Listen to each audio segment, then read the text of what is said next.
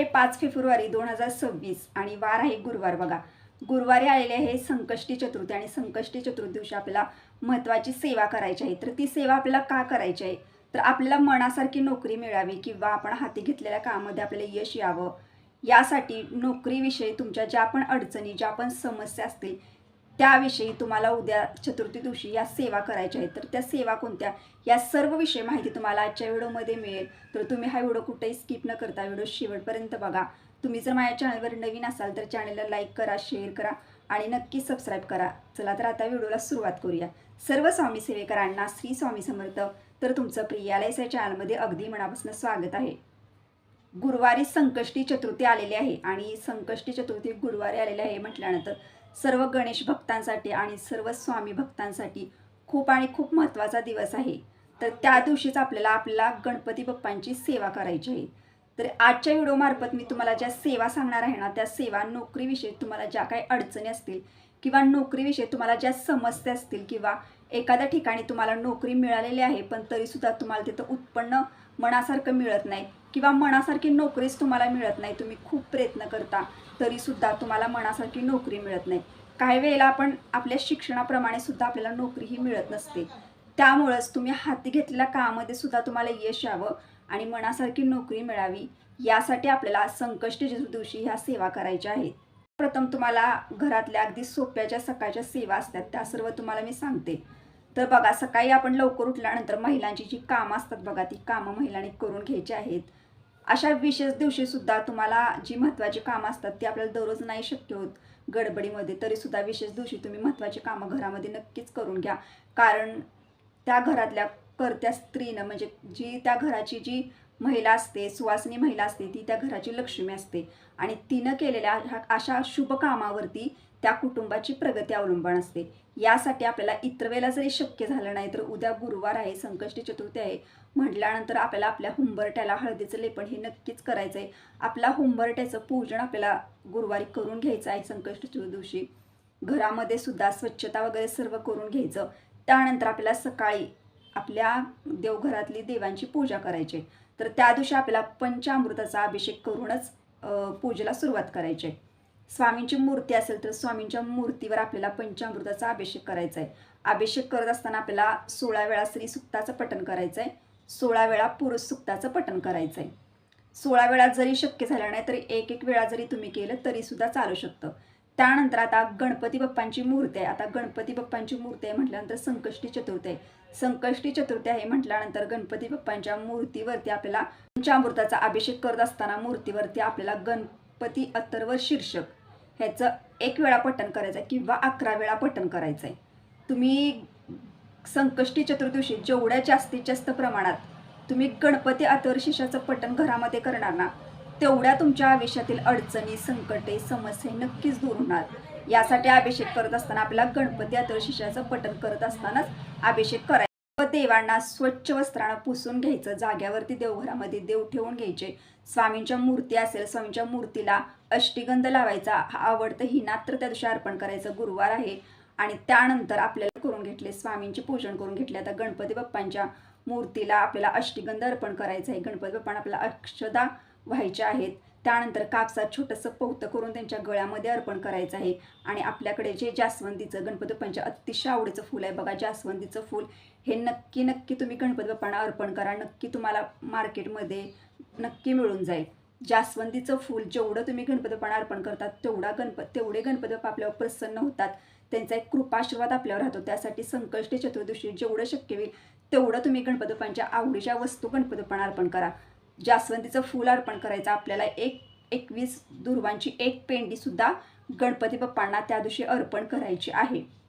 त्यानंतर पूजन वगैरे केल्यानंतर आपल्या घरामध्ये जे फळ असेल त्याचा नैवेद्य अर्पण करायचा. दिवा धूप आरती सर्व लावायचं, नैवेद्य अर्पण वगैरे करायचं आणि घरामध्ये प्रसन्न वातावरण निर्माण करायचं. आता हे सर्व मी तुम्हाला सकाळच्या पूजेचं वगैरे सांगितलं. अगदी साध्या सोप्या प्रमाणे पूजा तुम्ही घरामध्ये संकष्टी चतुर्दशी कशी करू शकता. आता त्या दिवशी आपल्याला महत्त्वाच्या सेवा करायच्या. आणि संकष्टी चतुर्दशी उद्या गुरुवार आहे, तर मी तर म्हणते की जे स्वामी भक्त आहे, जे गणेश भक्त आहे आणि त्यांना मनासारखी नोकरी मिळत नाही, त्यांनी नक्कीच आपल्या घरामध्ये ह्या सेवा उद्याच्याला तुम्ही करा. पहिली सेवा तुम्हाला सांगते की त्या दिवशी आपण जेव्हा अभिषेक करणार आहोत बघा आपल्या घरामध्ये, म्हणजे गणपतीची मूर्ती जेव्हा आपण ताम्हणामध्ये घेऊन अभिषेक करत असतो, ते अभिषेक करत असताना आपल्याला दूध आणि पाण्याचा अभिषेक आपल्याला गणपती बाप्पांना करायचा आहे.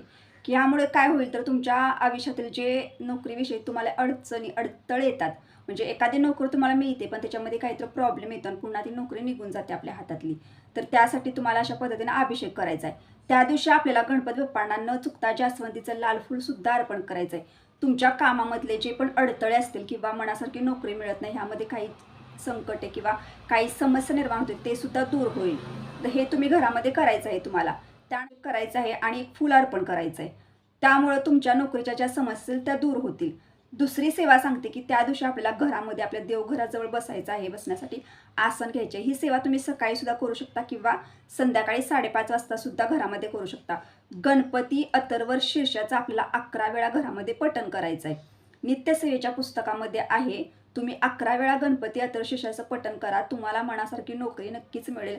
तुम्ही नोकरीसाठी प्रयत्न करता, त्याच्यामध्ये तुम्हाला यश नक्कीच येईल. आणि कामामध्ये जर तुम्हाला अडथळे येत असतील तर त्या कामामध्ये सुद्धा तुम्हाला प्रयत्न केल्यानंतर यश नक्कीच येईल. त्याचा वस्तू अर्पण करायचे, नैवेद्य अर्पण करायचं आहे. गणपती बाप्पांच्या आपण मंदिरात जाऊ शकता किंवा घरामध्ये सुद्धा अर्पण केला तरी चालेल. बघा, गणपती बाप्पांना आपण बोलायचं आहे की मला मनासारखी नोकरी मिळू दे किंवा मी नोकरीसाठी खूप प्रयत्न करत आहे, तरी सुद्धा मला नोकरी मिळत नाही, आलेली नोकरी माझ्या हातातून निघून जाते, मी ज्या ठिकाणी काम करत आहोत त्या ठिकाणी सुद्धा मला उत्पन्न खूप कमी आहे आणि मी खूप नोकरीसाठी प्रयत्न करतो. तर नोकरी मिळावी आणि कामामधील अडथळे दूर व्हावे यासाठी काय करायचं तर गणपतीच्या मंदिरामध्ये जायचं आहे किंवा घरामध्ये सुद्धा आपण हे करू शकता. आपल्याला मोदक म्हणजे आपण जे घरामध्ये गव्हाच्या पिठाचे जे उकडीचे मोदक बनवतो ना, त्या 21 मोदकांचा तुम्हाला घरामध्ये किंवा मंदिरामध्ये जाऊन गणपती बाप्पांना नैवेद्य अर्पण करायचं आहे. हेही तुम्ही करू शकता. त्यानंतर आपल्याला गूळ आणि खोबरं हे सुद्धा खूप विशेष गणपती बाप्पांना प्रिय आहे. तर तुम्ही गूळ आणि खोबऱ्याचा नैवेद्य सुद्धा गणपती बाप्पांना घरामध्ये किंवा मंदिरामध्ये जाऊन अर्पण करू शकता. त्याला आपण प्रत्येकाच्या आपल्या गावामध्ये बघा, गणपतीचं मंदिर हे छोटं का विना असतं, तर तुम्हाला मंदिरामध्ये जाऊन ना ही अजून एक सांगणार ती सेवा मंदिरामध्ये जाऊन करायची.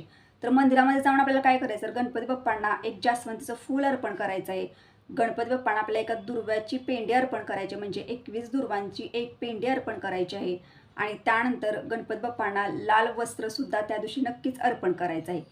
ह्या गोष्टी जेव्हा तुम्ही गणपती बाप्पांना अर्पण करणार ह्या वस्तू, तेव्हा गणपती बाप्पा तुमच्यावर प्रसन्न होतात, तुम्हाला कृपाशीर्वाद देतात आणि तुमची जी मनोकामना म्हणजे तुमची इच्छा आहे बघा की मला मनासारखी नोकरी मिळावी, तर तुम्हाला मनासारखी नोकरी तर मिळतेच, शिवाय तुम्हाला नोकरीच्या संधी ज्या असतात ना त्यासुद्धा चालून तुमच्याकडे येतात. ह्यासाठी गणपती चतुर्थी दिवशी म्हणजे गणेश चतुर्थी दिवशी आपल्याला ही सेवा मंदिरामध्ये जाऊन नक्की करा. तुमची मनोकामना गणपती बाप्पा नक्की पूर्ण करतील. त्यानंतर ह्या दिवशी बघा आपल्याला काय करायचं, तर बसलेल्या गरजू गरीब व्यक्तींना जर तुम्ही लाल रंगाची वस्त्र अर्पण केली संकष्टी चतुर्थी दिवशी किंवा अन्नदान जरी केलं तरी सुद्धा गणपती बाप्पा तुमची मनोकामना नक्कीच पूर्ण करतात आणि तुम्हाला मनासारखी नोकरी मिळते. तुम्ही हाती घेतलेल्या एखाद्या कामामध्ये तुम्हाला खूप प्रयत्न करून अडचण निर्माण होतात, तर तुमच्या त्या अडचणीसुद्धा दूर होतात आणि तुम्हाला त्या कामामध्ये यश येते. तर यासाठी संकष्टी चतुर्थी दिवशी आपल्याला महत्त्वाचा उपाय म्हणा नक्कीच करा. ज्या स्वामी भक्तांना किंवा ज्या गणेश भक्तांना, ज्या व्यक्तींना मी म्हणते ज्या व्यक्तींना नोकरीच्या काही समस्या आहेत, तुम्हाला मनासारखी नोकरी मिळत नाही, तर तुम्ही हे जे उपाय किंवा ह्या ज्या सेवा मी तुम्हाला सांगितल्या त्या नक्की अगदी श्रद्धेनं आणि मनापासून करा. नक्कीच तुम्हाला अनुभव येईल, नक्कीच तुम्हाला यश येईल आणि तुम्हाला सुद्धा मनासारखी नोकरी नक्कीच मिळेल. तुमच्या नोकरीमध्ये म्हणजे एखादी नोकरी मिळवण्यासाठी तुम्ही प्रयत्न करता, त्यामुळे तुम्हाला जे अडचणी जे संकट येत असतात नाही त्यातून सुद्धा तुम्हाला नक्कीच मार्ग मिळेल आणि तुमची इच्छा मनोकामना गणपती बाप्पा नक्कीच पूर्ण करतील. आणि सर्वात महत्त्वाची गोष्ट अशी की उद्या गुरुवार आहे आणि आपल्या स्वामींच्या आपल्या गुरूंचा दिवस आहे, तर ह्या दिवशी संकष्टी चतुर्थी आलेली आहे, तर तुम्ही ह्या सेवा घरामध्ये नक्कीच करा. तर तुम्हाला जर हा व्हिडिओ आवडला तर लाईक करा, शेअर करा, नक्कीच सबस्क्राईब करा. भेटू आता नेक्स्ट व्हिडिओमध्ये. सर्व स्वामी सेवेकरांना श्री स्वामी समर्थ.